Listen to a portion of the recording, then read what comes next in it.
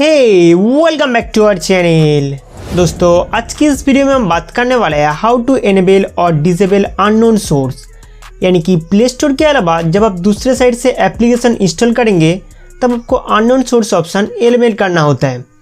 So first of all mobile के settings में आना होगा। सेटिंग्स को खोलने के बाद यहाँ पे सर्च बार पे टैप करके फाइंड करना है स्पेशल।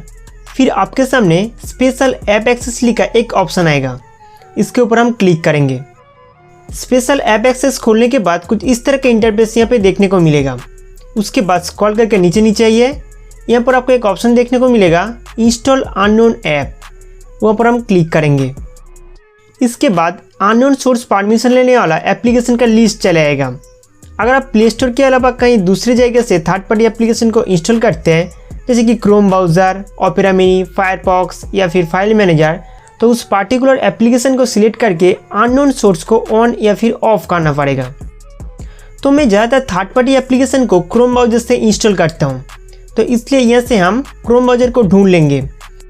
अगर आप इसे ऑफ रखेंगे तो कोई भी third party app Chrome browser से इंस्टॉल नहीं होगा।